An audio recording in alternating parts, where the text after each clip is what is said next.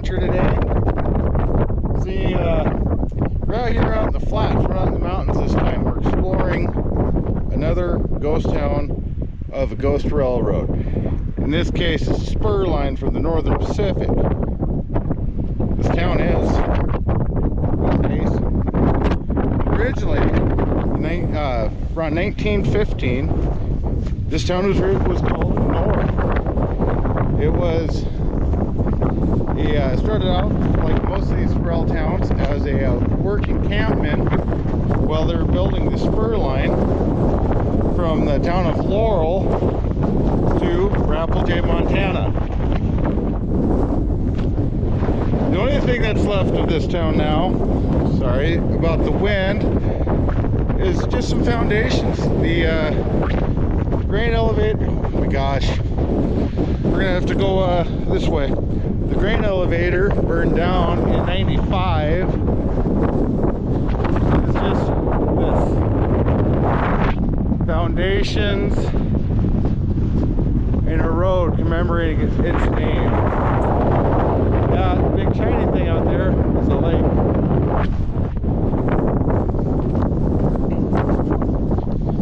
So, we're out here. We're actually geographically, we're between Rappeljay and Molt. Molt was another rail stop for cattle and grain. It's mainly what this was used for.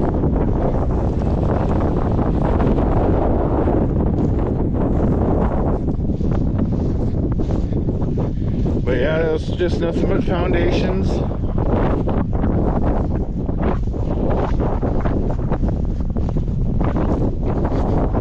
And farming stuff now. But there's the original township was plotted on that side of the road, on this side of the road. The grain elevator, I imagine, was up there because the rail grade is just right up there in front of us. Again, sorry if you guys are having a hard time hearing me. But yes, the rail grade, you can see where that white sign is there, just right there is the rail grade.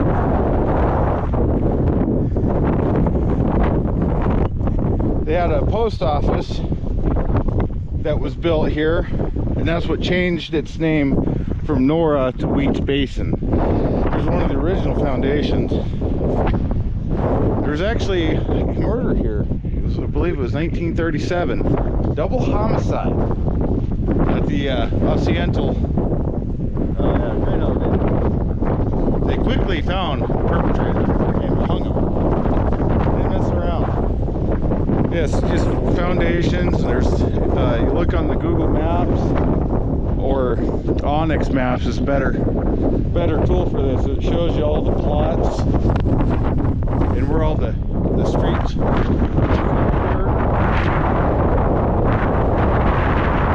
Now I can't remember exactly when this was made, when they put the rail up.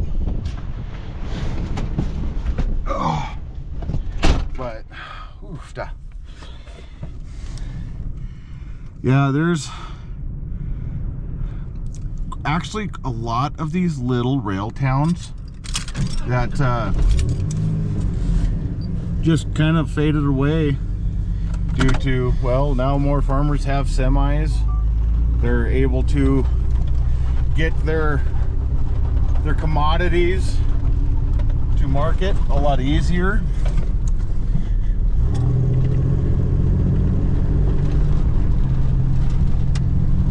Drive up here to the rail grade. Interesting enough, the ownership maps still show that the BNSF owns a lot of this grade still.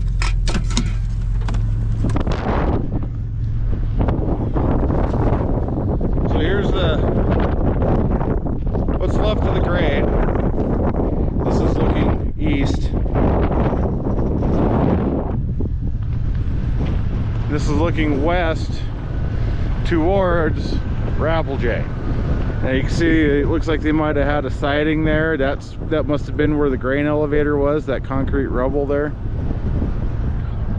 And this is This goes on towards the lake over there. Google Maps calls it East Lake. I've heard it called Jag Lake. It's here nor there. It's a lake.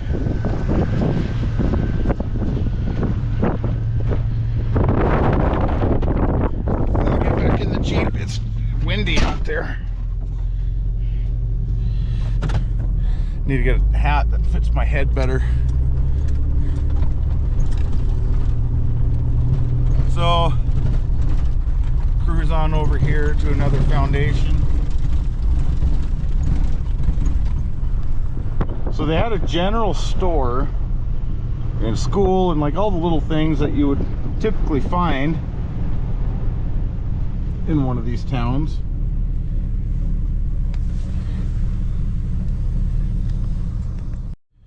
So I'm going to read what the internet has. In 1917, railroad had been completed. The Ryopel family had owned a mercantile store there and the post office in the post office. Oh, store there and the post office in Washington, D.C. changed Nora's name to Wheat Basin in 18. The town supported a developed Main Street with a grain elevator, bank, stores, dance hall, lumber yards. The town was primarily an agricultural community with a shop and depot. The Wheat Basin post office was closed in 36. The railroad later pulled out and the town was descended into steep decline. So in 36, the railroad pulled out its services. It wasn't here very long. It's kind of a shame. Some more foundations. Make out like right here, this looks like this might have been a street. A lot of this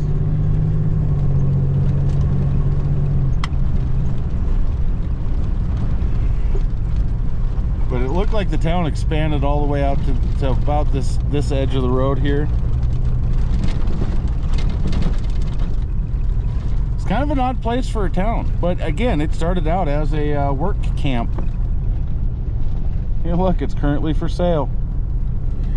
If you want to buy this property, call 406-535-5002, the Clearwater, Montana Properties. It's like this would have been another street, possibly. You can see it's got like crowned. Possibly more homes out this way. Wind is just howling out here. So, sorry if I'm not outside as much as I normally am on my videos. We're gonna turn around right here. So, below that beautiful flag we have flying there, we have some more foundation works. There is state land, but it's behind me where I don't believe any of the township was.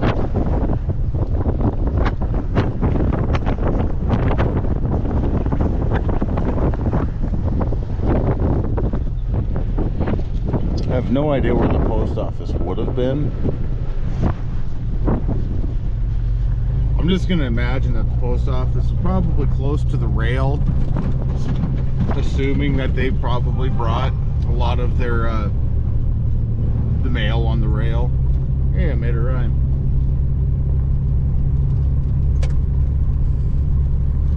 But yeah, it's kind of a very odd location for a town. But then so is Rapplejay and Mole. Now to come to think about it, kind of out in the middle of nowhere. Really wish Montana would have done what a lot of the other states have done with abandoned railroads. Take them over and turn them into like drivable roads or trails. Some states have turned these into OHV trails where you can run dirt bikes and quads and things down them to get around. Because I mean, I could get on this rail grade and drive almost this entire length from the rail yard in Laurel, where this began.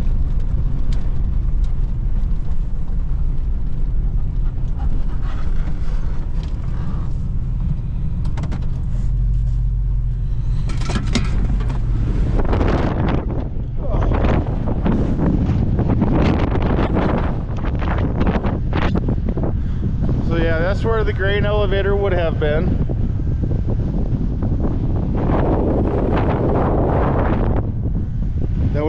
That would have burned in 95. Probably, I'm just gonna guess arson, because if it's been sitting there since 36, there's no reason for it to burn down. It doesn't look like they ever had electricity to it, or if they did. But the town site extended out to here. I don't know how far out into this private it went, but from the Google Maps, it looked like it was a pretty big square footprint here. So most of the residential is on that side of the dirt road there.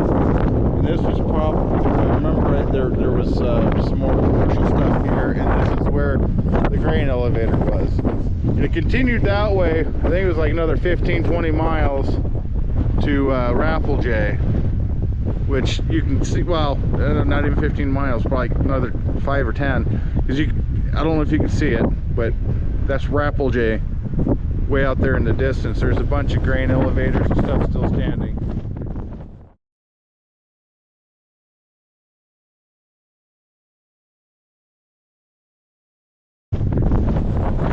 Lake Basin, Sonora, depending on which you want to go by originality, it kind of just fell to the wayside. Just Rappelj is straight north out of Columbus. Molt is, kind of geographically between Laurel and Billings. So there's a little bit more kilometers there. We're kind of out in the middle of nowhere here. If there wasn't any trees, I would say we're out in the middle of the sticks.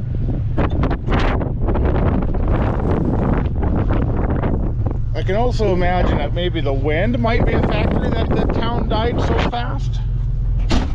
Oh, that could be a great possibility as well. No, I'm just joking. But it's interesting how these little railroad towns spur up and then they just kind of die off.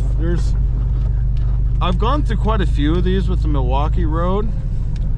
One of my largest my largest viewed video explores two of these towns. There's one where I go into Mobridge, South Dakota on my motorcycle. This is a couple years ago, and I went through three towns. One is got 2 people that lives in it. Westmore's one. I can't think of the other 2 off the top of my head. Then like along Highway 12 you have Ingomar, and Mildred's the other one. But along the Milwaukee Road that I went and visited. But a lot of these towns, this is kind of their future. They spring up quickly, they earn a township, and then they die like not long after. It's just kind of the rocky road of railroad business, I guess. I will try to put up in the bubbles on the screen more facts as I can dig them up. There's not too much interesting like history. It's not been around long enough for a whole lot to be documented. Probably the craziest thing to happen here was, well, that double homicide, and that guy was quickly dealt with. They don't even have a cemetery for this town. That's how short it was here. It wasn't even here for an entire generation of its inhabitants. And I wish I could wander out and explore more of the township, but as I said, it's all on private property, and according to the landowner maps, like the town parcels, like each individual square that these homes sat on, are still individually owned. So you can see well, you can see with the glare that there's still individual property markers for Wheat Basin.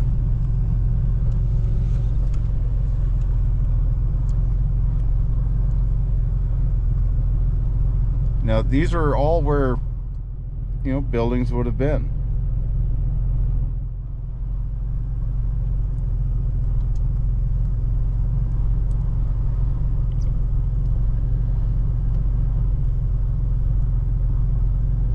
So that's right there at the tip of my thumb. That's where the grain elevator is.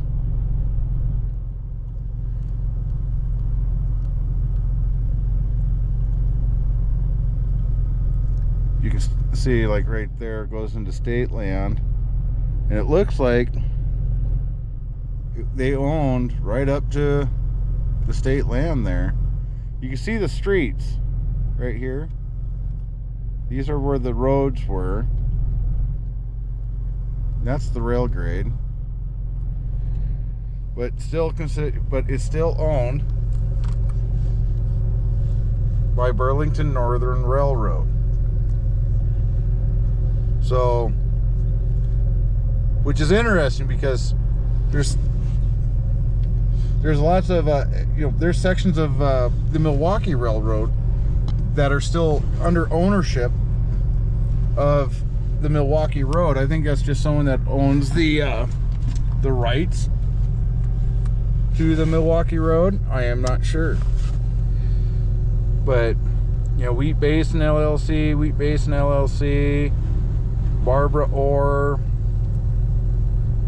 Paul, Diane, owned, yeah. So like, they're still like a part owned by the county. We're in Stillwater County, by the way.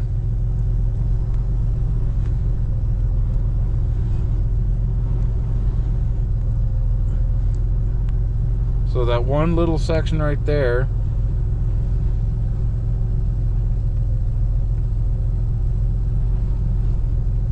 is owned by somebody.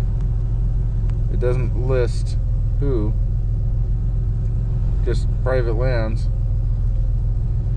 but it's surrounded by state. That might have been where the post office was. That very well could have been the post office. But, you know, that's more of a digital tour of the Wheat Basin. Then you can see right here, this is more of the rail grade. And it follows through that wildlife refuge.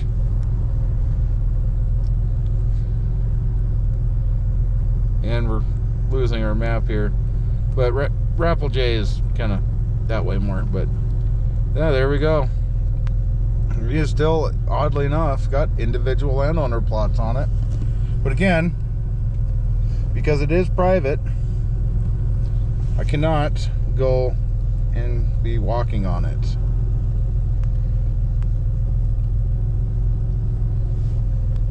So that being said, thanks for watching this, you know, short impromptu video. I hope you guys enjoy these ghost towns of railroads. I actually like doing these more than just the regular ghost towns. These are facets of the ghost town like genre that most people don't know about or cover, and these ones are really hard to find. Because they're so brief, they're kind of just glossed over in the ghost town realm. You know, it's not like, you know, Bannock or Garnet. You don't have these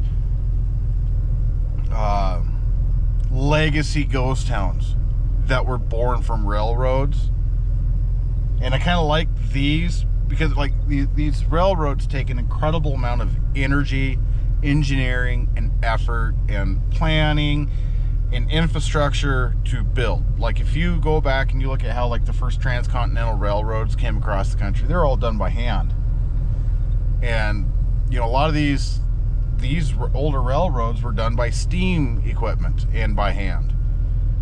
And it was dangerous, hard work, long days, pre-labor laws on a lot of them, and you'd have, like, the China gangs and whatnot, you know, swinging pickaxes and shovels and hammers and stuff, putting these railroads in. So it was very laborious. And I appreciate the effort. I mean, I work in the trades. I do structural work myself. And I know how hard and how much effort goes into building this kind of stuff. And it's just kind of sad to see a town born, you know, the prosperity, the positive outlook of the people that are just moving into these towns, and then to watch them just fold soon after. It must be very depressing. And well, during the 30s, we got to remember that was the Depression era. So that probably had a huge contributing factor to why this town died. So that again, thanks for watching my video. If you like these kind of videos, give me a like and subscribe down below. They'll try to bring more videos like this in the future. If you like more of my off-roady stuff and my camping and hunting videos, I have another channel called MDR Outdoor Adventures. Just started that channel up not long ago, so I'll be kind of going back and forth between those two channels. So thanks again, and goodbye.